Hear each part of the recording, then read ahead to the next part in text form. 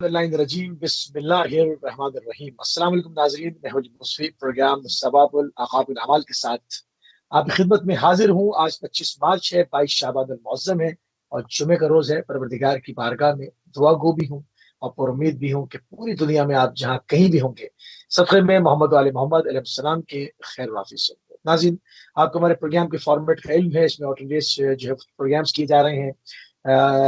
कलाम पाक में जहाँ जहाँ पर अहले बैत अलैहिस्सलाम का जिक्र आया है मुख्तलिफ हवालों से, उन तमाम का जो है वो सिलसिला जो है वो चल रहा है। आज सवाब व अक़ाबुल अमाल की बारी है और इसकी बात करने के लिए हमेशा की तरह आपकी पसंदीदा तरीन शख्सियत आयतुल्लाह सैयद नसीम अब्बास नजफी साहब नजफ शरफ इराक से हमारे साथ मौजूद हैं। क़िबला आपको प्रोग्राम में खुशामदीद कहेंगे और आपकी खिदमत में सलाम अर्ज़ करेंगे। अस्सलाम वरहमतुल्लाहि वबरकातुहू। जज़ाकल्लाह क़िबला, जज़ाकल्लाह क़िबला। जहाँ से सिलसिले को मुनक़ता किया था वहीं से जो है उसको जोड़ने की कोशिश करते हैं और बाज़ चीज़ों के ऊपर जहाँ पर परवरदिगार ने सवाब का वादा किया उनको भी बयान किया जा रहा है और बाज़ ऐसे अमाल जिनके अंजाम देने से जो है वो इंसान के ऊपर अक़ाब किया जाएगा, यानी उसको सज़ा भुगतनी होगी, अज़ाब का मज़ा चखना होगा। उन तमाम चीज़ों को आपकी खिदमत में तरतीबवार पेश करवाएं क़िबला। जो अपने वक्त के इमाम को ना पहचाने, क्योंकि इसके ऊपर सही हदीस मौजूद है, तो इस हवाले से उसका अक़ाब क्या होगा, क्या सजा है उसकी? उसी साहब सवाल रिपीट कर दें, आपका सवाल मुझे सही क्लियर नहीं हुआ क्योंकि जो अपने थोड़ा जो अपने वक्त के इमाम को, यानी इमाम ज़माना को, जो अपने वक्त के इमाम को ना पहचाने उसके लिए क्या अक़ाब है, हदीस में क्या बयान किया गया? जी। बिस्मिल्लाहिर्रहमानिर्रहीम, औज़ु बिल्लाहि मिनश शैतानिर रजीम, अल्हम्दुलिल्लाहि रब्बिल आलमीन, वस्सलातु वस्सलामु अला सय्यिदिल अंबिया वल मुरसलीन व अला आलिहि तय्यबीन अत्ताहिरीन। अम्मा बादो फ़क़द क़ाल रसूलुल्लाह सल्लल्लाहु अलैहि वसल्लम, माता वला यारिफ इमाम ज़मानिही माता मीततन जाहिलियतन। रसूल खुदा सल्लल्लाहु अलैहि वसल्लम, ये सवाबुल आमाल से ये रवायत और इक़ाबुल आमाल से ये जिक्र कर रहा हूँ उस किताब से। रसूल खुदा ने फरमाया कि जो शख्स मर जाए और अपने ज़माने के इमाम को न पहचाने वो जहलियत की मौत मर गया। अब जहलियत की मौत आमतौर पे लोग सुनते हैं, लेकिन इसका कंसेप्ट क्या है? इसका जो रियल कंसेप्ट है वो ये है कि इस्लाम से पहले जैसे एक जहलियत का ज़माना गुजरा है, लोग तौहीद से भी दूर थे, शिर्क में मुब्तला थे, बुतों को पूजा करते थे, नबूवत का इनकार था, इमामत का तो बिल्कुल कंसेप्ट लोगों के अंदर। इस तरह माद और बहुत सारी चीज़ें इस्लाम लेके आया और साबिक़ा अदियान में भी थी, उसका इनकार किया जाता था, उसके बिलअक्स अमल किया जाता था। ये है जहलियत की मौत। तो गोया सही। इमामत एक ऐसा अकीदा है जैसे नबूवत के बगैर, नबूवत के अकीदे के बगैर इंसान का कोई अकीदा और अमल कबूल नहीं है। तौहीद के अकीदे के बगैर कोई अकीदा और अमल कबूल नहीं है। इसी तरह इमामत का अकीदा भी बेसिक अकीदा है, इसके बगैर ना कोई अकीदा कबूल है ना कोई अमल कबूल है। और बहुत सारी रवायात इसकी गवाही दे रही। जैसे कि अगर मुसलमानों में से कोई बंदा क़यामत का इनकार कर दे, तमाम मुसलमान इस बात का जो है ना वो फतवा लगाएंगे कि ये बंदा जो है ना इसने इस्लाम के असासी और बेसिक चीज़ों में ज़रूरियात इस्लाम का इनकार किया।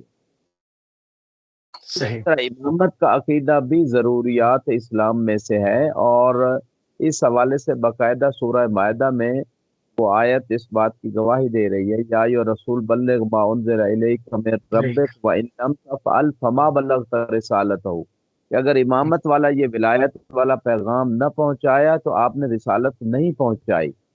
और उसके बाद इरशाद फरमाया, अल यौम अकमलतु लकुम दीनकुम व अतममतु अलैकुम नेमती, कि आज इमामत के ऐलान के बाद, विलायत के ऐलान के बाद मैंने तुम्हारे दीन को मुकम्मल किया तमाम और किया, नेमत सुभान को अल्लाह। तमाम किया। व रज़ीतु लकुमुल इस्लाम दीना, आज खुदा फरमा रहा है गदीर वाले दिन जब इमामत और 12 अइम्मा की इमामत और विलायत का ऐलान हुआ तो अब खुदा इस्लाम से राजी है। यानी ऐसे इस्लाम से अल्लाह खुदा अकबर। राजी है कि जिस इस्लाम में इमामत और विलायत का अकीदा नहीं है। और इसी बात की तरफ रसूल खुदा की यह हदीस इरशाद फरमा रही है کہ جو زمانے کے امام کو نہیں پہچانتا تو وہ جہلیت کی موت مرتا ہے۔ تو اسی طرح اور بہت ساری روایات، اسی روایت کے آگے امام صادق علیہ السلام فرماتے ہیں احوج ما یکون الی معرفت اذا بلغ نفسه هذا واشبه۔ تو یہ بندہ جو انکار کر رہا ہے نا امامت کا، من مات لا یعرف امامو، جو امامت کو نہیں پہچانتا، امام کو نہیں پہچانتا، اس وقت جب اس کا یعنی روح، اس کا نفس، اس کی جب روح قبض کیا جا رہا ہوگا اور یہاں اس کے گلے تک آئے گی وہ روح، اس وقت اسے بہت زیادہ اس بات کی حاجت ہوگی کہ کاش میں امام کو مان لیتا، امامت کا عقیدہ رکھ لیتا۔ امام نے اس بات کی سبحان طرف بھی اللہ۔ وضاحت۔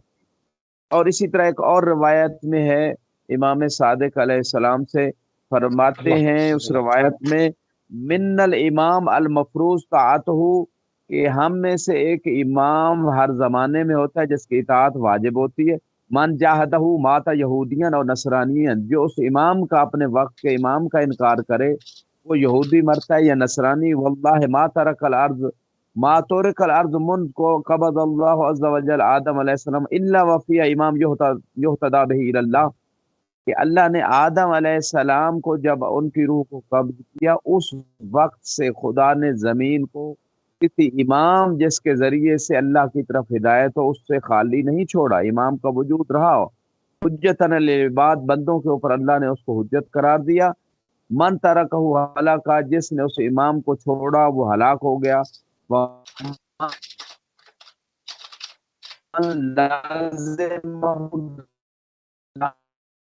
کا دامن پکڑ لیا وہ نجات پا گیا، اس کا اللہ کو نجات، کیونکہ اس نے امام کا دامن پکڑ لیا۔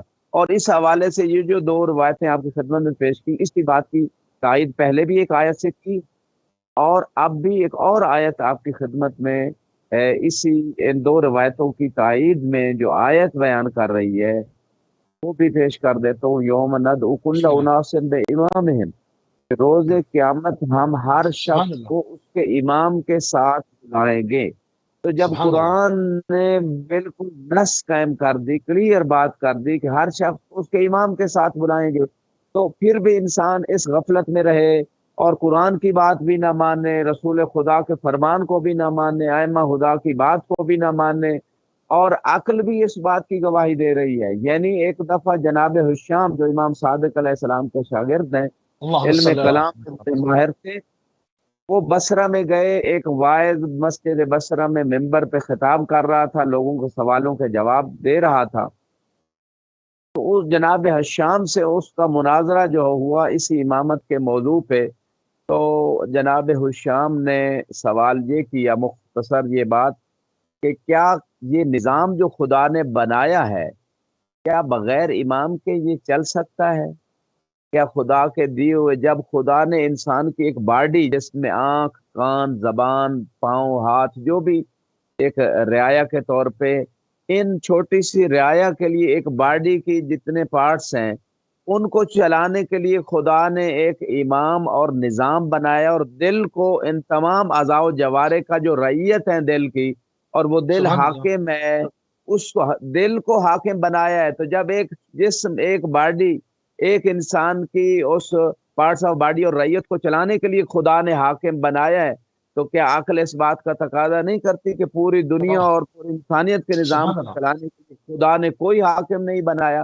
اور یہ بہت عقلی عمدہ۔ دلیل انہوں نے امامت کے اوپر دی۔ تو اگرچہ 2000 دلیلیں علامہ ہلی نے الفین کتاب میں اردو میں بھی ظاہراً ٹرانسلیشن ہو چکی ہے، 2000 دلیلیں، 12 ائمہ کی امامت و ولایت پہ 1000 دلیلیں قرآن، حدیث اور عقل کی روشنی میں، اور 1000 دلیلیں سبحان جو اللہ۔ ائمہ کے مقابلے میں جن کو لایا گیا اور ان کو واہ۔ ائمہ کی جگہ امام بنا کے بٹھایا گیا، ان کی رد میں 1000 دلیلیں قرآن، حدیث اور عقل سے انہوں نے دی ہیں۔ اب سبحان اتنی اللہ۔ واضح دلیل آنے کے باوجود بھی لوگ ہٹ دھرمی پڑھ رہے ہیں۔ ریسرچ کا دور ہے، میڈیا کا دور ہے، بہت آسان ہے ریسرچ کرنا کہ رسول کے وہ 12 خلیفے کون سے ہیں، اور مشہور حدیث ہے واہ۔ سنی شیعہ کتابوں میں، خلفائی اثنا عشر وکلہم من قریش، کہ میرے 12 خلیفے ہیں واہ۔ اور سارے قریش سے ہیں، اور ان کے کلہم من نام قریش۔ جی جابر بن عبداللہ انصاری نے ان سے روایت ہے، وہ نام، وہ تختی بھی دیکھی جو جناب زہرا کے پاس آئی تھی جنت سے، اس لوح کے اوپر 12 ائمہ کے نام لکھے ہوئے تھے، جناب جابر نے اس کو روایت کیا۔ جنابی المعدت اہل سنت مصادر میں بھی 12 ائمہ کے نام بھی ذکر ہیں، اور جب مصادر میں نام بھی ذکر ہیں تو پھر ادھر ادھر لے جاتے ہیں کہ فلاں بنو امیہ میں سے، بنو عباس میں سے، کھینچ تان کے 12 کو پورا کرنے کی کوشش کرتے ہیں۔ تو یہ اچھا، وہ جو سوائے کھیچتان کے دشمنی اہل بیت کے کھیچتان کے جو پورا کیا ہے، اگر اس میں نام تو دیکھیں نا، مروان، اس میں یزید، مطلب کس کس کیٹیگری کے لوگ ہیں اس کے اندر، یہ بھی تو دیکھیں نا، مطلب کیا اس طرح کی شخصیات ابھی، مطلب ان تمام تعصبات سے بالا تر ہو کر اگر مطلب سنجیدگی سے اگر سوال میز پہ رکھا جائے کہ کیا جو کھیچتان کے نام آپ پورے کر رہے ہیں، کیا ان میں سے کوئی رہبری کے قابل ہے؟ مطلب یہ تو وہ لوگ ہیں جن کو شروع سے دوبارہ سے ان کی تربیت کی جائے، نہ کہ یہ لوگوں کی رہبری کے لیے اس کو مہم کیا جائے۔ مطلب بعض دفعہ جو ہے وہ انسانوں کی لوگوں کی عقل پہ جو ہے وہ ماتم کرنے کو جی چاہتا ہے۔ تھوڑی سی بات کو قبل آگے بڑھاتے ہیں۔ امام جو من اللہ نہ ہو، جس طرح سے آپ نے ابھی کہا کہ ائمہ کے مقابلے پہ لوگوں کو لا کر بطور امام جو ہے وہ پیش کیا گیا، وہ امام جو من اللہ نہ ہو، اللہ کی طرف سے نہ ہو، اس کی اطاعت کا عقاب کیا ہے؟ ایک کالر کو بھی شامل کر لوں۔ السلام علیکم ورحمۃ اللہ۔ السلام علیکم ورحمۃ اللہ۔ علیکم السلام، کون صاحب؟ I'd like to give a dua salam to Ayatollah and yourself, brother. Hello? جی فرمائیے، کوئی سوال ہے تو کیجیے please. Yeah, my question is, brother, can I say in English? Yes, please. What's so special about the Jamkaran Mosque? Okay. You give me about it, because I've got a lot of knowledge, but on the Jamkaran Mosque, my knowledge is very... Okay, no problem. Okay, thank you very much. Thank you. قبلہ گفتگو میں تھوڑا سا ان کو بھی شامل کر لیجیے گا کہ جمکران مسجد کے حوالے سے اس میں اس کی کیا خصوصیات ہیں، کیا اسپیشلٹی ہے، اس حوالے سے پوچھنا چاہ رہے ہیں۔ بہرحال ابھی جو امام من اللہ نہ ہو، اس کی اگر کوئی اطاعت کرتا ہے تو اس کے اوپر اس کا عقاب کیا ہے؟ جی، میں وہ ان کے کویسچن کا آنسر دے دیتا ہوں۔ جمکران مسجد ایک یعنی خواب کے اوپر اس کو بنایا گیا، لیکن اس کی برکات دیکھ کے اور لوگوں کی عبادات اور وہ وہاں کی جو برکات ہیں دیکھ کے اندازہ ہوتا ہے کہ وہ یقیناً خواب سچا تھا۔ بارکہ مسجد بنانا خود ایک بہت بڑی اہمیت رکھتی ہے، اور جنت میں گھر بنانے کے برابر جیسے روایات میں ذکر ہوا ہے۔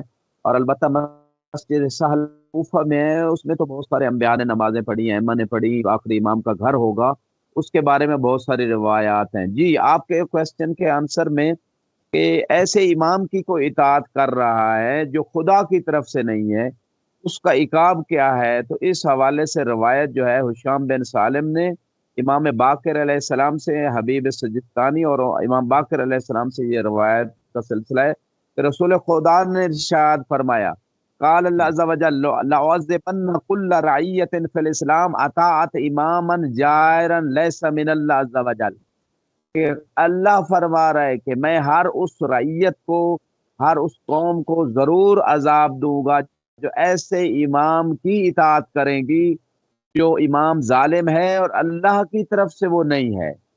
وَإِنْ كَانَتِ الرَّعِيَّةُ فِي أَعْمَالِهَا بَرَّةً تَقِيَّةً، اگرچہ جو رعیت ہے اس کے اعمال نیک ہیں، وہ صاحب تقوی ہے، باقی سے نمازیں بھی پڑھتے ہیں، روزے بھی رکھتے ہیں، حج پہ بھی جاتے ہیں، لیکن جو خدا کی طرف سے بنایا ہوا امام ہے اس کی اطاعت نہیں کرتے، ایسے امام کی اطاعت کرتے ہیں جو لوگوں نے بنایا ہے، جو اللہ نے نہیں بنایا۔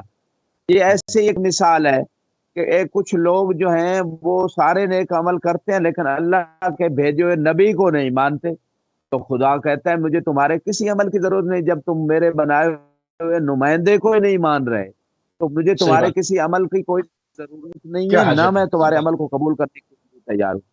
آگے روایت میں ہے وَلَعَفُوَنَّ عَنْ كُلِّ رَعِيَّةٍ فِي الْإِسْلَامِ أَطَاعَتْ إِمَامًا هَادِيًا مِنَ اللَّهِ عَزَّ وَجَلَّ، خدا فرما رہے ہیں میں ضرور بخش دوں گا ہر اس قوم کو اور رعیت کو کہ جو ایسے امام ہادی کی اطاعت کرے جس کو اللہ کی طرف سے بنایا گیا ہے۔ اب یہ ایک بیسک چیز ہے جو عقل میں آنے والی چیز ہے کہ خدا نے ایک سسٹم بنایا ہے اور امت کو تفرقے سے بچانے کے لیے امت کو اصلی ہادی جو عطا کیے، جو خدا کی طرف سے ہدایت دیتے ہیں اور پوری ہدایت کو جانتے ہیں، اگر اس ہستی کی اطاعت ہوگی تو کوتاہیاں غلطیاں جو ہیں وہ معاف ہو جائیں گی۔ تو لہٰذا یہ خدا سے جنگ ہے جو لوگ خدا کے بنائے ہوئے ہادیوں کو نہیں مانتے۔ وَإِنْ كَانَتِ الرَّعِيَّةُ فِي أَعْمَالِهَا ظَالِمَةً مُسِيئَةً، خدا فرما رہے اگرچہ ایسی امت کے اعمال میں خلل و خرابیاں گناہ بھی ہوں پھر بھی میں بخش دوں گا، چونکہ ان لوگوں نے ایسے امام کی اطاعت کی ہے کہ جو امام من اللہ ہے۔ اس روایت کی روشنی میں اگر ہم جو ہے ایک اور روایت بھی آپ کی خدمت میں یہاں پیش کر دیتا ہوں، بسم اللہ۔ رسول خدا صلی اللہ علیہ وآلہ وسلم سے یہ بھی روایت ہے، من اما قوما وفیہم من هو اعلم منه وافقہ، کہ اگر کوئی ایسا شخص امامت قوم پوری ملت کی امامت کا دعویٰ کرے اور امام بنا لے اپنے آپ کو، اور اسی امت کے اندر اسی قوم کے اندر اس میں سے کوئی افقہ و عالم شخصیت موجود ہو، جیسے مولا علی علیہ السلام کے بارے میں موجود ہے سنی شیعہ کتب کے اندر کہ افقہ امتی و عالم امتی علی ابن ابی طالب، کہ میری امت میں سب سے زیادہ عالم، سب سے زیادہ فقیہ، سب سے زیادہ سمجھ رکھنے والے، سب سے علم رکھنے والے علی ابن ابی طالب ہے۔ یہ اگلے دن ایک چینل پہ باقاعدہ مولانا حنیف قریشی نے اس بات کو ایکسیپٹ کیا، اس نے کہا ہمارے مصادر میں بھی یہ بات ثابت ہے کہ امت میں سب سے زیادہ علم والے جو ہیں وہ علی ابن ابی طالب ہیں، اور جب اہل سنت علماء مان رہے ہیں اس بات کو، کتب کے اندر موجود ہے، تو رسول خدا کیا فرما رہے ہیں کہ اگر میری امت میں جو سب سے عالم، سب سے زیادہ علم و فقہ رکھنے والے، سمجھدار اور علم دین کو سمجھنے والی شخصیت موجود ہو، اور پھر کوئی امامت جو ہے اپنی طرف خود بنا لے اور خود امام بن جائے، تو اس مقام پہ کیا ہے؟ فرمایا لم یزل امرہم الی صفال الی یوم القیامہ، ایسی صورت میں ایسی قوم اور امت ہمیشہ قیامت تک زوال کی طرف بڑھتی رہے گی۔ تو رسول خدا صلی اللہ علیہ وآلہ وسلم نے 1400 سال پیشگوئی کر دی کہ اگر اللہ کی طرف سے بنائے ہوئے امام کو نہیں مانا جائے گا، میری طرف سے بنائے ہوئے خلیفہ کو نہیں مانا جائے گا، تو امت ہمیشہ زوال ہی کی طرف بڑھتی چلی جائے گی۔ آج جو پوری دنیا میں اور 1400 سال سے ہم دیکھ رہے ہیں امت مسلسل پریشانیوں، مسائل، تفرقے کا اور زوال کا شکار ہے، اس کی بنیادی وجہ یہی ہے کہ اہل بیت علیہ السلام کو اور ان ائمہ کو چھوڑ دیا گیا جو اللہ کی طرف سے ہیں۔ اور آج بھی اگر امت توبہ کر لے، آج بھی اگر امت اہل بیت سے پورا دین لے لے، اہل بیت کو امام مان لے، تو دوبارہ ذلت سے نکل کر عزت کی زندگی گزارے گی، پریشانیوں سے نکل کر کامیابیوں کی طرف یہ امت آئے گی، تفرقے سے نکل کر وحدت کی طرف آئے گی، اور یہ جو ان کے اقتصادی مسائل ہیں وہ حل ہوں گے، امن و امان قائم ہو جائے گا، دنیا کی سپر پاور بن جائیں گے، دنیا میں بھی عزت ملے گی، آخرت میں بھی عزت ملے گی۔ اور اس بات کو ایکسیپٹ کیا ہے انڈیا کے ایک عالم دین نے، باقاعدہ سوشل میڈیا پہ ان کی بہت زیادہ یہ اس قسم کی تقریر وائرل ہوئی، اور ظاہراً ان کا نام مولانا شبیر اس طرح کا کوئی نام جو میرے ذہن میں آ رہا ہے، انہوں نے بڑے اجتماع میں، اہل سنت کے اجتماع میں کہا کہ آج تم جو ذلیل ہو رہے ہو اہل بیت کو چھوڑنے کی وجہ سے، لہذا دوبارہ اگر عزت چاہتے ہو تو اہل بیت سے اپنا تمسک کرو، اہل بیت سے دین لو۔ یہ اہل سنت علماء بھی جو روشن فکر علماء اس بات کو قبول کر رہے ہیں۔ جی موسی صاحب بالکل صحیح، کیونکہ بہت ساری چیزیں قبلہ بالکل سامنے کی ہیں نا، مطلب تاریخ نے اس کو لکھا کہ مولا امیر المومنین کے سامنے بعض ایسے لوگوں کو لایا گیا جو زندگی بھر سورہ بقرہ تک یاد نہ کر سکے۔ بہرحال اب جو ہے وہ انسان کے اپنے اوپر انڈیویجول وہ ہے فیصلہ ہے، کیونکہ ہر چیز کا جواب انسان نے خود دینا ہے۔ اچھا، ایک اور کیٹیگری ہے قبلہ، جو نبی کا کلمہ تو پڑھتے ہیں مگر نبی پر درود نہیں بھیجتے، اور اگر بھیجتے بھی ہیں تو دم بریدہ درود، جہاں سے یہ بطری پیدا ہوئے ہیں۔ تو اس حوالے سے قبلہ اس کا کیا کام ہے؟ جی، اس حوالے سے بہت ساری روایات موجود ہیں، ان میں سے کچھ روایات صادق علیہ السلام فرماتے ہیں اذا صلی احدکم ولم یصلی علی النبی صلی اللہ علیہ وآلہ وسلم فی صلاتہ یسلک بصلاتہ غیر سبیل الجنہ، کہ اگر کوئی بندہ درود بھیجے اور نبی اور ان کی آل پر درود نہ بھیجے تو وہ جنت کے راستے سے ہٹ کر کسی اور راستے پہ چل پڑتا ہے۔ وقال رسول اللہ صلی اللہ علیہ وآلہ وسلم من ذکرت عندہ فلم یصلی علیہ، کہ جس کے پاس میرا ذکر ہو اور میرے اوپر وہ درود نہ بھیجے، صلوات اللہ علیہ یا رسول اللہ وعلی آلہ، فدخل النار، فأبعدہ اللہ، تو ایسا شخص جہنم میں داخل ہونے کا مستحق ہو جاتا ہے۔ اور اسی اللہ طرح اکبر، رسول خدا فرماتے ہیں من ذکرت صلی اللہ عنده علیہ وسلم۔ فنسی علیہ بہی طریق الجنہ، کہ جس کے پاس میرا ذکر ہو اور میرے اوپر درود پڑھنا بھول جائے تو وہ جنت کے راستے کو بھول جاتا ہے، جنت کے راستے کو گویا اس نے چھوڑ دیا۔ اللہم صلی اللہ علی محمد و آل محمد۔ اکبر، بعض روایات میں ہے، جیسے کہ آپ نے سوال میں بھی بات کی، یہ بات بعض معتبر کتابوں میں اہل سنت کے صحاح میں ذکر ہے، خدا نے فرمایا لا تصلوا علیہ صلاۃ البتراء، کہ میرے اوپر دوم بریدہ صلات نہ بھیجو، بطریوں والی صلات نہ بھیجو۔ بترا کا یہی بکری، معنی ہے کٹی ہوئی صلوات، بطری یعنی کٹی ہوئی پوری صلوات نہیں بھیجی گئی۔ تو پوچھا گیا صلات بترا کیا ہے، تو آپ نے فرمایا کہ میرے اوپر تو درود بھیجا جائے لیکن میری آل کے اوپر درود نہ بھیجا جائے، یہ صلات بترا ہے۔ اور جیسے کہ جس راوی نے، جس مؤلف نے اس حدیث رسول کو لکھا اور بعد میں پھر لکھ دیا صلی اللہ علیہ وسلم، آل کو پھر کاٹ دیا، یعنی حدیث کو لکھنے کے بعد رسول خدا کی مخالفت کی اور آل پہ درود نہیں بھیجا۔ اور وہ شافی کا بھی مشہور شعر یہاں پہ مجھے یاد آیا کہ جس میں یہ کہتے ہیں کہ کفاکم یعنی آپ اہل بیت، آپ کے فضل کے لیے اتنا ہی کافی ہے، من لم یصلی علیکم لا صلاۃ لہ، کہ جو اہل بیت پہ رسول خدا کے ساتھ درود اہل بیت پہ نہیں بھیجتا اس کی نماز ہی قبول نہیں ہوتی، اس کی نماز ہی باطل ہے۔ لہٰذا اہل سنت علماء نے بھی ان روایات کی روشنی میں یہ بات کی ہے کہ جن ہستیوں پہ نماز میں درود ہے اور ان پہ اگر درود نہ بھیجا جائے تو نماز باطل ہے، نماز قبول نہیں ہوتی، دعا قبول نہیں ہوتی اگر محمد و آل محمد پر اول و آخر درود نہ بھیجا جائے۔ اسی طرح روز قیامت سب سے زیادہ جو وزنی چیز انسان کے نامہ اعمال میں ہوگی، جیسے کہ روایات بتاتی ہیں، وہ انسان جو محمد و آل محمد پر درود بھیجے گا تو سب سے سبحان زیادہ اللہ، وزنی چیز ہے انسان بے کے شک، نامہ اعمال میں، اور جہنم بے جانے شک، والا شخص درود کی وجہ سے جنت چلا جائے گا۔ اور بعض روایات میں یہاں تک ہے کہ جو محمد و آل محمد پر جو درود بھیجنا ہے یہ محمد کبھی صلی رد اللہ نہیں ہوتا، باقی سارے اعمال رد ہو سکتے ہیں، رد و قبول کے درمیان ہے، لیکن محمد و آل محمد پر درود رد نہیں ہوتا۔ اور یہ وہ عمل اللہ، ہے جس کو خدا بھی فرما رہا ہے یہ کام کر رہے ہیں اور ملائکہ بھی اس کے درود پڑھ رہے ہیں اور مومنوں سبحان کو بھی اللہ، حکم دیا ہے، جیسے کہ ان اللہ و ملائکتہ یصلون علی النبی یا ایھا الذین آمنوا صلوا علیہ وسلموا تسلیما، اللہم صلی علی محمد و آل محمد۔ تو اللہ درود بھیج رہا ہے، ملائکہ بھیج رہے ہیں، ہم مومنوں آپ بھی درود بھیجو۔ اور اسی درود والی آیت کے بعد دوسری آیت جو بالکل آگے بالکل ساتھ ہے وہ ہے ان الذین یؤذون اللہ ورسولہ لعنہم اللہ فی الدنیا والآخرہ وأعد لهم عذابا مہینا، کہ جو لوگ اللہ اور رسول کو اذیت دیتے ہیں، ایک تو درود بھیجنے کا حکم ہے اور دوسری طرف یہ بھی بتا دیا اگلی آیت میں کہ جو اللہ اور رسول کو اذیت دیتے ہیں ان پہ اللہ دنیا میں بھی لعنت کر ہے اور آخرت میں بھی، اور ان کے لیے اہانت والا عذاب ہے۔ کہنے کا مقصد یہ ہے کہ اللہ درود بھی بھیج رہا ہے اور دشمنان محمد و آل محمد پر خود اللہ لعنت کر رہا ہے دنیا میں بھی اور آخرت میں۔ قرآن کی آیت سے یہ بات ثابت ہے، کوئی لعنت کرے یا نہ کرے اللہ یہ کام کر رہا ہے۔ اس لیے ایک بچے نے جب مودودی صاحب سے اسکول میں جب وہ ان کو درس دینے جاتے تھے اسکولز میں، تو بچے نے پوچھا مودودی صاحب بتائیں اللہ اس وقت کیا کر رہا ہے، تو مودودی صاحب حیران پریشان ہو گئے اور ان کو جواب نہ آیا، تو بچے نے کہا کہ اللہ محمد و آل محمد پر درود بھیج رہا ہے، اور وہ اسی آیت کی روشنی میں تھا کہ خدا محمد و آل محمد پر درود بھیجتا ہے۔ جی مفتی صاحب۔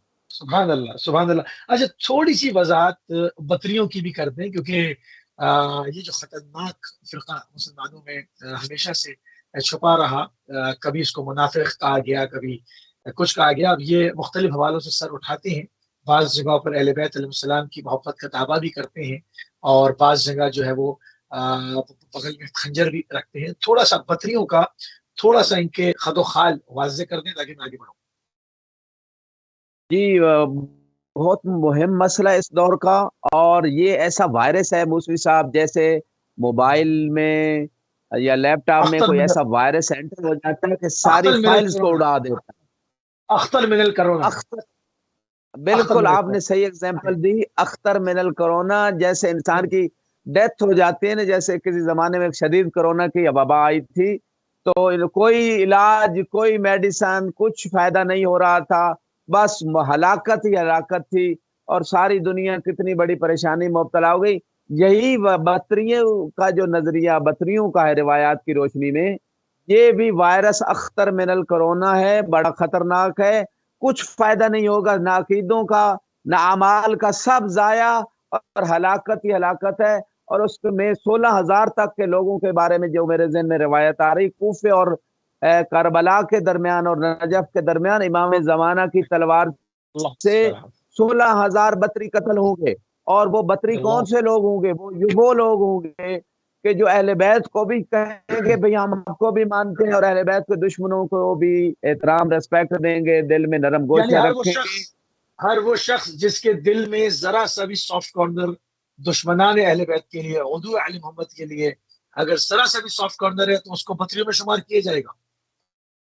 بالکل آپ صحیح کہہ رہے ہیں۔ ایک ہے مقام تقیہ، وہ اور بات ہے، ایک ہے مقام فتن و فساد سے بچنا، وہ اور بات ہے، ایک ہے تالیف قلوب، وہ اور بات ہے، لوگوں کو حکمت و دانائی سے، وحدت و محبت و پیار سے ان کو حق و حقیقت اور غدیر کی طرف بلانا، یہ اور بات ہے۔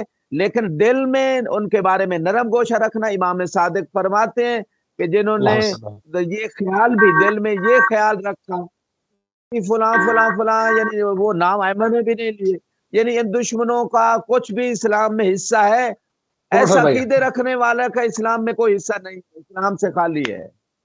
بالکل ٹھیک۔ کالر ہمارے ساتھ۔ السلام علیکم ورحمۃ اللہ۔ وعلیکم السلام ورحمۃ اللہ وبرکاتہ۔ کون بھائی، کہاں سے؟ میں امتیاز، میں لندن سے بات کر رہا ہوں، اور میں آپ کو پہلے بہت شکریہ کہ آپ جو ہے لاسٹ ویک علامہ شہریار رابی صاحب کو بھی لے کے آئے ہیں، اور اس سے بہت زیادہ غلط فہمیاں ہماری دور ہوئی ہیں، تو میں آپ کا اور اہل بیت ٹی وی کا بہت شکریہ ادا کرتا ہوں۔ جزاک اللہ۔ جی، دوسرا میں نے کہنا تھا کہ ایک سوال پوچھ سکتا ہوں؟ جی جی، آپ 2 سوال پوچھ سکتے ہیں، اب لائیو۔ بہت شکریہ۔ ایک تو آج کے اوپر پروگرام ہو رہے ہیں، تو بہت سے لوگوں کو نہیں پتا، قبلہ سے فرمائیے کہ روشنی فرمائیے اس کے اوپر کہ آل جو ہے وہ انگلش والا ہے یا عربی والا ہے۔ تو اگر عربی والا ہے تو آل جو ہے وہ رسولہ کی فاطمہ زہرا کی جو بیٹی ہیں ان کی آل ہے، تو نہ کہ ازواج ہیں اور اس میں صحابہ ہیں یا نہیں ہیں۔ ایک تو یہ اس کے کیونکہ ایک پروگرام پہ کچھ سال پہلے یوٹیوب پہ وہ ریکارڈنگ پڑی ہوئی ہے، پاکستان کے اہل بریلوی جو ہے سنی بریلوی، ان کا عالم ہے، ان کا شفیع قادری صاحب کے بیٹے ہیں، ان کا نام ہے، سوال کیجیے، ٹھیک ہے آپ سوال کیجیے۔ وہ یہی کہ وہ آل کو سب آل کہہ رہے ہیں، جیسے انگلش والا آل نہیں، کیا یہ انگلش والا آل ہے، یا محمد و آل محمد جو ہے وہ تمام صرف 12 امام 14 معصومی ہیں اس میں، یا پھر صحابہ ہیں، ازواج ہیں، جیسے یہ مس انٹرپریٹیشن کر کے سادہ لوگوں کو بتاتے ہیں یہ آل میں سب آگے ہیں، کیا آل میں سب آگے ہیں یا صرف آل میں 12 امام ہیں؟ یہ سوال۔ ٹھیک ہے، اچھا، آل یعنی آپ آل جاننا چاہتے ہیں کہ آل محمد سے مراد کیا ہے؟ ٹھیک ہے، بہت اچھا سوال ہے، آپ دیکھتے رہیے۔ کیا ازواج بھی اس میں بیچ میں آ گئی ہیں؟ بالکل بالکل، تسلی بخش جواب دیتے ہیں آگے جان، تسلی بخش جواب دیتے ہیں انشاءاللہ، آپ دیکھتے رہیے۔ بالکل، جو عالم ہے عالمی رہے انشاءاللہ۔ علامہ شاہ رابی صاحب کو لے کے بہت بہت شکریہ۔ جی جی، بہت شکریہ، جزاک اللہ، بہت شکریہ، جزاک اللہ۔ جی قبلہ، آل کے اوپر جو کنفیوژن پھیلائی جاتی ہے اس پر بھی تھوڑا سا جواب دے دیں کہ آل سے مراد کہاں تک جو ہے وہ ایک آل ہے اور اس کے بعد جو ہے وہ شامل نہیں ہے۔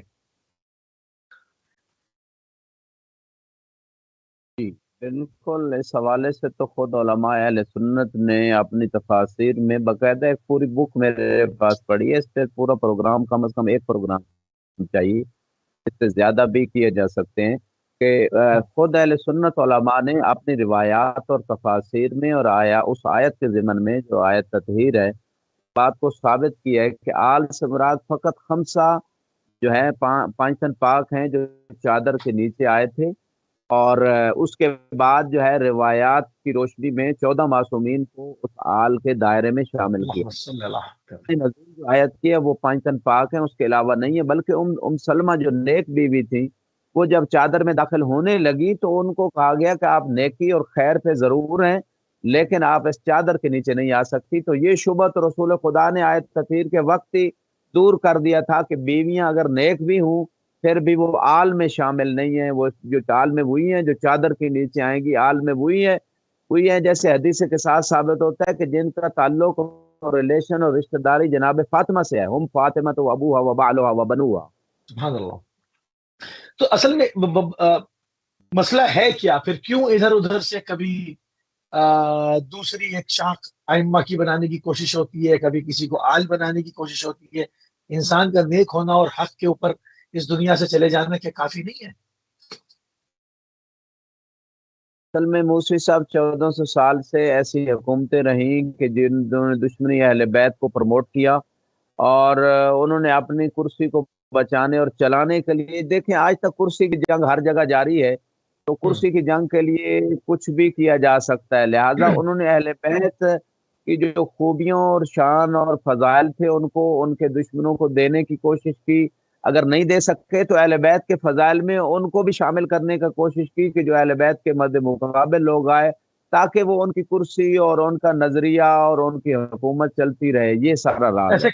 کہاں ہو سکتا ہے؟ اگر جو لوگ کتب بینی کرتے ہیں وہ جانتے ہیں جب مولا امیر المومنین کے سر اقدس کے اوپر ضربت کا وار ہوا تو مولا امیر المومنین کا پہلا جملہ تھا ففت برب کعبہ، رب کعبہ کی قسم علی کامیاب ہو گیا. اور اس کے مقابلے میں آپ دیکھیں کہ ہمیں بعض تاریخ میں ملتے ہوئے، نام نہیں لے رہا ہوں، اگر جو لوگ ریسرچ کریں گے دیکھ لیں گے کہ ان کا کاش میں در فاطمہ پہ آگ لے کے نہ جاتا، کاش میں نے یہ نہ کیا ہوتا، کاش میں نے یہ نہ کیا ہوتا، کاش میں بکری کی مینگنی ہوتا، کاش میں بھیڑ ہوتا، لوگ بھوکے کھا جاتے. تقابل شخصیات کا آپ کے سامنے ہے. تو یہ تو ان لوگوں کے اوپر ہے جو ریسرچ کرتے ہیں اور دیکھتے ہیں. تمہارا امیر المومنین کی جو عظمت ہے وہ عیاں ہو کے ہی رہتی ہے، اور دودھ کا دودھ اور پانی کا پانی رہتا ہے. آگے پڑھاتے ہیں نماز کے وقت مومن پر اور غیر مومن پر قبلہ کیا چیز نازل ہوتی ہے؟ جی، یہاں پہ امام علیہ السلام سے ایک روایت ہے، ان اللہ عز و جل فی کل صلاۃ کل وقت صلاۃ یصلیھا مصلیھا ارسل رحمہ لعبادہ المؤمنین والمعتقدین، کہ اللہ سبحانہ و تعالی جب نماز کا وقت ہوتا ہے اور ہر نماز کے وقت میں جب کوئی نماز پڑھنے والا نماز پڑھتا ہے تو اپنے مومن اور معتقد بندوں پہ خدا رحمت نازل کرتا ہے. وفی بعض ھذا الخلق لعنہ، اور نماز کے ہی وقت میں خدا جیسے مومن بندوں پہ رحمت نازل کرتا ہے، اور اسی نماز کے وقت بعض مخلوق پہ خدا لعنت نازل کرتا ہے. قل تو جو تو فداک لیما، تو راوی کہتا ہے میں نے امام سے پوچھا کہ بعض بندوں پہ لعنت کیوں نماز کے وقت نازل ہوتی ہے؟ تو فرمایا قال بجحودہم حقنا وتکذیبہم ایانا، اس وجہ سے نماز کے وقت لعنت نازل ہوتی ہے کیونکہ انہوں نے ہمارے حق کا انکار کیا اور ہمیں جھٹلا دیا، ہماری امامت کا انکار کیا، ہماری ولایت کا انکار کیا، ہمیں جھٹلا سے ان لوگوں کے اوپر جو ہے خدا کی طرف سے نماز کے وقت جو ہے وہ اگرچہ نماز پڑھ رہے ہوتے ہیں لیکن اہل بیت کے منکر ہوتے ہیں، اہل بیت سے بغض رکھتے ہیں، اہل بیت کی کلام پاک کی تلاوت کے امامت لیے کے بھی یہی ہے. منکر ہیں. اچھا، کلام پاک کی میں بھی ایسی آیت ہے کہ جب بعض لوگ قرأت کرتے ہیں تو وہ قرأت کر رہے ہوتے ہیں، کلام پاک ان پر لعنت کر رہا ہوتا ہے. تو یہ بعض معاملہ بعض روایات میں کم من قارئ والقرآن یلعنہ، کتنے قاری ہیں جو قرآن تو پڑھتے ہیں لیکن قرآن ان پہ لعنت کرتا ہے. وہی وجہ ہے کہ قرآن کے احکام اور اوامر کی اتباع نہیں ہوتی، قرآن کی نواہی سے کہ جو ہے نا اس پہ عمل نہیں کیا جاتا. اور وما اتاکم رسول، جو رسول تمہیں دے رہے ہیں وہ لے لو، اس پہ عمل نہیں. رسول دے رہے ہیں قلم دوات لاؤ میں تمہیں علی دے دوں لکھ کے، وہ نہیں لے رہے، ٹھیک ہے. اور اسی طرح کو رسول جائے اور رسول بلے کی آئے سے علی دے رہے ہیں، لوگ نہیں لے رہے. 12 ائمہ کو دے رہے ہیں، غدیر پہ 12 ائمہ کا اعلان ہوا ہے خود، جیسے کہ خطبہ غدیر میں اور روایات سے واضح ہے. تو 12 ائمہ دے رہے ہیں لیکن لوگ نہیں لے رہے. تو جو قرآن اور رسول دے کے جا رہے ہیں لوگ نہیں لے رہے تو طبعاً قرآن لعنت ہی کرے گا نا پڑھنے والے پہ. بالکل صحیح، بالکل صحیح. آگے بڑھتے ہیں. قبلہ مولا امیر المومنین حضرت علی بن ابی طالب علیہ السلام پر ایمان لانے والے اور جو دوسرے لوگ ہیں منکر اور شک کرنے والے، ان کو کن الفاظ سے جو ہے وہ یاد کیا گیا ہے؟ دونوں گروہوں کا ذکر کرتے ہیں. پہلے جی، اس حوالے سے میں کچھ روایات عرض کر دیتا ہوں. ایک روایت جو ہے امام صادق علیہ السلام سے ہے جس میں اللہ وسلم. آپ فرماتے ہیں مدمن الخمر کا عابد الوسن، کہ جو شراب پیتا ہے وہ ایسے ہی ہے جیسے بت کی پوجا کرنے والا، اتنا بڑا گناہ ہے. والناصب لآل محمد شرم منہ، اور جو آل محمد سے دشمنی رکھتا ہے وہ اس یعنی جو عابد وسن ہے، جو بت پرست ہے، اس سے بھی شریر ہے، اس سے بھی بدتر ہے. قلت جعلت فداک ومن اشر من عابد الوسن، فرمایا یعنی راوی کہتا ہے میں نے سوال کیا کہ میں آپ پہ قربان جاؤں کہ عابد وسن یعنی بت کی پوجا کرنے والے سے شریر کون ہے؟ فقال ان شارب الخمر تدرک شفاع یوم ما. ہاں، سائل یہ کہتا ہے کہ کیوں یہ شریر زیادہ ہے، یعنی ایک طرف بت پرست ہے، ایک طرف دشمن آل محمد ہے، تو یہ شریر دشمن آل محمد، اس کی شرارت زیادہ کیوں ہے؟ فرمایا کہ شارب خمر جو ہے، جو شراب پینے والا ہے، ممکن ہے اسے شفاعت مل جائے اور توبہ کر لے. وَإِنَّ النَّاسِبْ لَوْ شُفِعَ فِيهِ اہل السماوات والارض لم یشفعوا، اور جو دشمن اہل بیت ہے اگر اس کے بارے میں پورے اہل سماوات اور پورے اہل زمین بھی شفاعت کریں تو دشمن آل محمد کے بارے میں شفاعت قبول نہیں ہوگی. اس وجہ سے دشمن آل محمد زیادہ شریر ہے اس شخص سے، شراب پینے والے سے. جو مسلمان ہے شراب پیتا ہے، ممکن ہے اسے روز قیامت شفاعت مل جائے، توبہ کر لے، اس کی توبہ قبول ہو سکتی، شفاعت ہو سکتی، لیکن دشمن آل محمد کی شفاعت بھی نہیں ہے. اسی طرح اور کچھ روایات میں ارشاد ہوتا ہے وَإِنَّ النَّارَ لَتَغِيظُ وَتَشْتَدُّ ظَفِيرُهَا عَلَىٰ أَعْدَاءِ علی علیہ السلام وَهُمْ فِي الدُّنْيَا قَبْلَ أَن يَدْخُلُوهَا، کہ یہ جو جہنم کی آگ ہے یہ بڑی شدید ہے، یہ بڑی غیظ و غصے میں ہے، اس کی بہت بڑی آوازیں نکلتی ہیں. کن کے اوپر؟ دشمنان علی کے اوپر. اور وہ دشمنان علی جہنم میں جانے سے پہلے ابھی دنیا میں ہوتے ہیں، تو جہنم کی آگ غصے میں، غضب میں، شدت میں ہوتی ہے. اور اسی طرح فرمایا کل ناصب وَإِن تَبَّدَ وَاجْتَهَدَ يَسِيرُ إِلَى هَذِهِ الْآيَةِ عَامِلَةٌ نَاصِبَةٌ تَصْلَىٰ نَارًا حَامِيَةً، کہ ہر شخص جو چاہے جتنی مرضی عبادت کرے، جتنی مرضی کوشش کر لے، وہ اس کا اخیر اور انجام کیا ہے اس آیت کے مطابق ہے عاملہ ناصبہ، عمل کرنے والے کچھ نفس ہیں اور وہ دشمنی رکھتے ہیں اہل بیت سے، ایسے لوگوں کے لیے گرم آگ ہے جس میں وہ جائیں گے.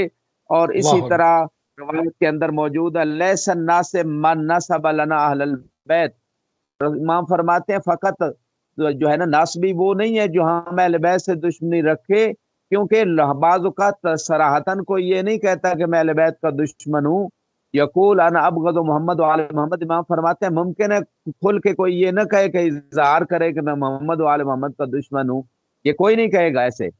وَلَكِنَّ النَّاسِ مَن نَّسَبَ لَكُمْ وَهُوَ يَعْلَمْ أَنَّكُمْ تَتَوَلَّوْنَ وَأَنَّكُمْ مِنْ شِيَّتِنَا، ناسبی اور دشمن آل محمد وہ ہے کہ جو آپ سے دشمنی رکھے اور وہ جانتا ہو کہ آپ ہمیں امام مانتے ہو اور آپ ہمارے شیعوں میں سے ہو، یعنی اس عقیدے کے ساتھ چونکہ یہ اہل بیت کے شیعہ ہیں، چونکہ یہ اہل بیت کو امام مانتے ہیں، اس وجہ سے آپ سے جو دشمنی رکھتا ہے وہ ناسبی ہے.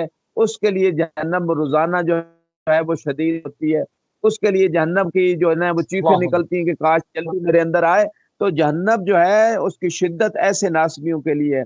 اور اس کے بعد فرمایا وَكُلُّ نَبِي بَعَثَهُ اللَّهُ وَكُلُّ صدیق، اللہ نے جو بھی لو ان كُلَّ مَلَكٍ خَلَقَهُ اللَّهُ عَزَّ وَجَلَّ وَكُلَّ نَبِيٍّ بَعَثَهُ اللَّهُ، ہر فرشتہ جس کو اللہ نے خالق فرمایا، امام باقر فرماتے ہیں ہر نبی جس کو اللہ نے مبعوث فرمایا، وَكُلُّ صدیق، اور ہر سچا صدیق جو ہے، وَكُلُّ شہید، اسی طرح ہر شہید، شفعوا فی ناصب لنا اہل البیت، اس جو ہم سے دشمنی رکھتا ہے اس کے بارے میں شفاعت کریں ان یخرجہ اللہ عز وجل من النار ما اخرجہ اللہ ابدا، کہ اس کو جہنم سے نکالا جائے تو خدا ان سب کی شفاعت کو قبول نہیں کرے گا اور اس دشمن آل محمد کو جہنم سے نہیں نکالے گا.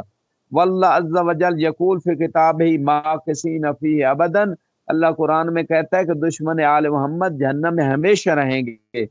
اسی طرح اور کچھ روایات جو ہیں من لم یعرف سوء ما اوتی الینا من ظلمنا وذهاب حقنا वमा नुकिबना बिही फहुव शरीक मन अता इलैना फीमा वल्लैना बिही। तो इमाम फरमाते हैं कि जो शख्स नहीं इस बात को जानता कि जो हमारे ऊपर जुल्म किया गया और हमारे हक को छीन लिया गया, जो इस बात को नहीं जानता और नहीं मानना चाहता, तो वो जो हमारे ऊपर जुल्म जिन लोगों ने किया, हमारे हक को गस्ब किया, वो उनके जुल्म में शरीक है, जो इस बात को मानने के लिए तैयार नहीं है, जानने के लिए तैयार नहीं है। और इसी तरह एक रवायत यहाँ पे आपकी खिदमत में अर्ज कर देता हूँ। मा नरा उम्मत मोहम्मद इल्ला अमियानन, एक रवायत है कि रोज़े क़यामत जो है कुछ लोग अंधे उनको उठाया जाएगा, और उनको अंधा उठाया जाएगा, उनके इमाम भी अंधे होंगे। तो उसमें वो क्या वजह है? लोग कहेंगे कि ये क्या वजह है कि उम्मत मोहम्मद को अंधा उठाया जा रहा है, वजह क्या है? फयुकाल लहुम लैसू मिन उम्मत मोहम्मद इन्नहुम बद्दलू फबुद्दिल बिहिम व गय्यरू फगुय्यिर मा बिहिम, कि ये अब उम्मत मोहम्मद सल्लल्लाहु अलैहि वसल्लम से नहीं रहे, क्योंकि इन्होंने दीन को बदल दिया, इन्होंने अपने इमाम बदल लिए, जो अल्लाह ने बनाए थे वो नहीं माने, लिहाजा आज इनकी ये हालत है कि ये अंधे उठाए जा रहे हैं। और जिस तरह कुरान की आयत भी ये बात बता रही है, मन कान फी हाज़िही आमा फहुव फिल आखिरति आमा व अज़ल्लु सबीला, कि जो दुनिया में अंधा हुआ, और वहां रिवायत बताती है जिसने आइम्मा की इमामत का इकरार न किया वो अंधा है दुनिया में बगरचे उसकी आंखें हैं, और वो आखिरत में भी अंधा होगा, और वो रास्ते से भटका हुआ है। और सबील से मुराद जो है अली इब्न अबी तालिब है, जैसे कि रिवायात में कि अली से भटका हुआ है। अल्लामा मजलिसी ने पूरी इस पे एक चैप्टर कायम किया। सबील जो है मौला अली का कुरान में सिफाती नाम है मौला अली अलैहिस्सलाम का, और कुरान की सूरह फुरकान में भी ये बात मौजूद है कि एक शख्स जब रोजे क़यामत अपने दोनों हाथों की उंगलियों को काटेगा और कहेगा काश मैं फलां को अपना दोस्त न बनाता, लक़द अज़ल्लनी अन ज़िक्र बअद अज़ जानी, कि उसने मुझे जिक्र से गुमराह कर दिया। और जिक्र भी यहाँ अली इब्न अबी तालिब है रिवायात की रोशनी में। और उसके बाद जो है उसी सूरह फुरकान के अंदर है या वैलता लैतनी लम अत्तखिज़ फुलानन खलीला, और फलां को मैं अपना दोस्त न बनाता, और मैं रसूल के साथ सबील को भी अपना लेता, यानी रसूल के साथ अली इब्न अबी तालिब को भी काश में मान लेता। सुभान अल्लाह। ये रिवायत तो ये उस हिसाब बहुत सारी रिवायात हैं इस हवाले से। जी हाँ, कि अंधे अंधे घुमाए जा रहे हैं। बहरहाल औलाइक अस्हाबुन नार हुम फीहा खालिदून इंशाअल्लाह। बगैर विलायत के आने वाला रोज़ क़यामत जहन्नम का मुस्तहिक होगा, इसको वाज़ेह कीजिए। जी यहाँ पे एक रवायत जो है काफ़ी तवील है, मैं मुख्तसर कर रहा हूँ। इमाम सादिक अलैहिस्सलाम फरमाते हैं, उनसे एक रावी रिवायत करता है कि उसने कहा मैं आप पे कुर्बान जाऊँ मौला, इन्नली जारन लस्तु अंतबे इल्ला अला सौत इम्मा तालियन किताबहु युकर्रिरहु व यबकी व यतज़र्रा, कि मेरा एक पड़ोसी है, रावी कहता है मैंने इमाम से पूछा, मैं हर वक्त जब भी तवज्जो करता हूँ, जब वो कुरान की तिलावत कर रहा होता है या रो रहा होता है या तजर्रो आहुजारी कर रहा होता है या खुदा से दुआ मांग रहा होता है, इल्ला यकून नासिबन, बस एक उसके अंदर खराबी है कि वो आप अहले बैत का दुश्मन है। फसाल तो अनहु फी सिर्र वल अलानिया कील ली इन्नहु मुज्तनिब लिजमीइल महारिम, तो मैंने खुफिया भी उसकी तहकीक की कि ये तमाम हराम कामों से भी बचता है, और लेकिन उसके बावजूद अहले बैत का दुश्मन है। तो जब मैंने इमाम से सवाल किया तो फ़काल या मैसर यारिफ शैन मिम्मा अंता ला कुल तो अल्लाहु आलम काला हफाजज तो मैन काबिल फसाल तो अन रजुल फवजतु ला यारिफ शैन मिन हाज़ल अम्र, फिर मैंने अगले साल तहकीक की हज के दौरान, अहले बैत को नहीं मानता था।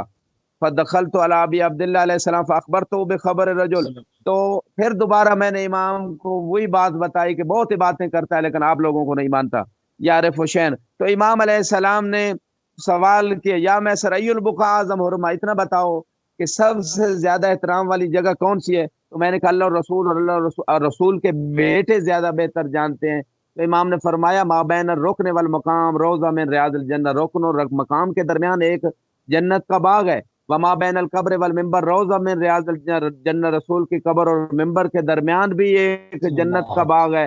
वल्लाहि लौ अन्ना अब्दन अमरहु अल्लाहु फीमा बैन रुकन वल मकाम व फीमा बैन अल कब्र वल मिंबर याबुदु अल्फ आम, अगर एक बंदा 1000 साल इन दो जगहों पे रुकन मकाम और कब्र और मिंबर के दरमियान इबादत करता रहे, सुम्मा ज़ुबिहा अला फिराशी मजलूमन, फिर उसको اس کے بستر پہ مظلومیت کے عالم میں ذبح کر دیا جائے، کما یذبح الکبش، جیسے بھیڑ بکریوں کو ذبح کیا جاتا ہے، ثم لقی اللہ عز وجل بغیر ولایتنا، پھر اللہ سے اس ایسے بندے کی ملاقات ہو لیکن اس کے پاس ہماری ولایت کا عقیدہ نہ ہو، لکان حقیقت اللہ عز وجل ان یقبہ علی منخرہ فی نار جہنم، اللہ کا یہ حق ہے کہ اس شخص کو جہنم میں منہ کے بال گرا دے جب تک ہماری ولایت کا اقرار نہیں کرے گا، جتنی مرضی باتیں کر لے۔ سبحان اللہ سبحان اللہ۔ آخری سوال اور ہمارے پاس رہ گئے تقریباً 6 منٹ۔ دشمن اہل بیت نیم کام کرے یا برے کام کرے، دونوں صورتوں میں وہ جہنمی ہوتا ہے۔ جو اس نے نیک کام کیے اس کا کیا ہے کہ خدا کسی کا بدل نہیں رکھتا، تو اس کا کیا بنے گا؟ جو خیرات ویرات دی ہے، نمازیں پڑھی، روزے رکھے ہیں، اچھے کام بھی کر لیتا ہے نا انسان، تو مگر ولایت نہیں ہے، تو اس حوالے سے اس کا کیا ہوگا؟ جی، امام صادق علیہ السلام فرماتے ہیں الناسب لنا اہل البیت لا یبالی ساما او صلی، کہ ہم اہل بیت کا جو دشمن ہے اس کی پرواہ نہیں ہے، چاہے وہ نماز پڑھے چاہے روزہ رکھے، اسے کوئی فائدہ نہیں ہے۔ زنا ام سرقہ انہ فی النار انہ فی النار، امام نے 2 دفعہ فرمایا، نماز پڑھے، روزہ رکھے، زنا کرے، چوری کرے، جو مرضی کر لے، جو ہم اہل بیت کا دشمن ہے وہ جہنم میں ہے، وہ جہنم میں ہے۔ امام نے 2 دفعہ فرمایا، اور بہت ساری آیات اور روایات اس حوالے سے اس بات کی گواہی دے رہی ہیں۔ اور رسول خدا صلی اللہ علیہ وآلہ وسلم کا ایک خطبہ شعبانیہ بڑا معروف خطبہ ہے جو ماہ رمضان سے پہلے آپ نے دیا، اس میں بھی آپ نے یہی بات ارشاد فرمائی آخر میں کہ جو میری نبوت کا اقرار کرے اور اے علی آپ کی امامت کا اقرار نہ کرے تو گویا اس نے میری نبوت کا بھی اقرار نہیں کیا، اسے اس کا کوئی عمل فائدہ نہیں دے گا۔ اور یہ صحابہ کے سامنے رسول خدا نے یہ خطبہ دیا تھا مسجد نبوی میں، اور وہاں کے سب کے سامنے یہ بات کی، لہذا یہ باتیں بالکل ازہر من الشمس ہے۔ امام صادق علیہ السلام سے جو ہے ایک شخص سوال کرتا ہے، اور وہ حشام بن سالم ہے، وہ سوال کرتا ہے ما تری فی رجل سباب علی علیہ السلام، ایسے شخص کے بارے میں آپ کیا کہتے ہیں جو علی علیہ السلام کو نعوذ باللہ گالیاں دیتا ہے؟ امام فرمایا ہو واللہ حلال الدم لولا ان یؤم بہ بریا قلت ای شیء یاتم بہ بریا قال یقتل المؤمن بکافر۔ امام نے فرمایا جو علی علیہ السلام کو گالیاں دے اس کا خون حلال ہے، اگرچہ اگر مومن کا کے لیے خطرہ نہ ہو، مومن کی جان کے لیے خطرہ نہ ہو، تو اس صورت میں ایسے شخص کا خون مباح ہے، اسے قتل کر دینا چاہیے جو علی علیہ السلام کو گالیاں دیتا ہے۔ قال امیر المومنین، اور اسی طرح رسول خدا کے آخری خطبہ شعبانیہ میں یہ جملے ملتے ہیں، من سبک یا علی فقط سبنی، علی جس نے آپ کو گالیاں دی اس نے مجھے گالیاں دی۔ اس حوالے سے اہل سنت مصادر میں بھی روایات موجود ہیں، باقاعدہ جناب ابو ذر نے ایک مقام پہ حج کے دوران لوگوں کو جب علی کو گالیاں دیتے ہوئے سنا، فرمایا تم رسول کو گالیاں دے رہے ہو؟ کہا نہیں، ہم تو علی کو دے رہے ہیں۔ تو آپ نے فرمایا میں نے رسول خدا سے سنا ہے کہ جو علی کو گالی دے گا اس نے رسول کو گالی دی۔ تو جو 90 سال علی علیہ السلام کو ممبروں پہ گالیاں دلواتے رہے، گویا وہ رسول کو گالیاں دیتے رہے اور دلواتے رہے، تو ایسے لوگوں کا حشر کیا ہوگا جو رسول خدا کو گالیاں دیتے رہے۔ اور فرمایا میں یقتل کا فقد قتلنی، جس نے آپ کو قتل کیا یا کروایا اس نے مجھے قتل کیا۔ تو علی کا قاتل رسول کا قاتل ہے، علی کا قاتل رسول کا قاتل ہے، علی کے قتل میں شریک ہونے والا رسول کے قتل میں شریک ہونے والا ہے، اب اس کا ٹھکانہ کیا ہوگا؟ یہ عقل مند کے لیے کافی۔ اسی طرح ایک اور روایت میں یہ سب کچھ سمجھتے ہوئے پھر بھی ان سب جرائم کا جو سر چشمہ ہے اس کو خال المومنین بنایا جائے، مامون جان کہا جائے، تو یہ بھی تو ان اعمال میں شامل ہونے والی بات ہے نا۔ بالکل وہ خدا نے آیات اور روایات کی طرح ہر چیز واضح کر دی ہے، یہ کوئی زبردستی نہیں ہے اس دین کو، جو لا اکراہ فی الدین جیسے قرآن میں کہا گیا، بس ہمارا کام ہے انبیاء کی طرف وما علینا الا البلاغ المبین، ہم انبیاء کا بھی یہی طرح کھول کھول کے بیان کر دیں تاکہ کسی پہ شبہ نہ رہ جائے۔ ریسرچ ہے خود کریں، کوئی زبردستی نہیں، کوئی زبردستی نہیں کوئی شیعہ ہو جائے، کوئی زبردستی نہیں کوئی ایمان کے اس درجے پہ آ جائے، بس یہ حق ہے انسانیت کا، یہ حق ہے باقی فرقوں کا، جتنے بھی فرقے ہیں جنہوں نے غدیر کو چھوڑ دیا، جنہوں نے رسول کے اس فرمان کو چھوڑ دیا، بارہمہ کو چھوڑ دیا، یہ ان کا حق ہے موسوی صاحب کہ ہم ان کو حق بتائیں، کہ قرآن کہہ رہے وتواصوا بالحق کے وتواصوا بالصبر، ورنہ یہی ہمارے بھائی بریلوی ہیں، اہل سنت کے جتنے بھی فرقے ہیں، اہل حدیث دیوبند، یہ روز قیامت ہم سے شکوہ کریں گے۔ بھائی میڈیا کا دور تھا، ویسے آپ لوگ ہمارے پڑوسی تھے، جو بھی صورت، آپ لوگوں نے ہمیں حق کیوں نہیں بتایا؟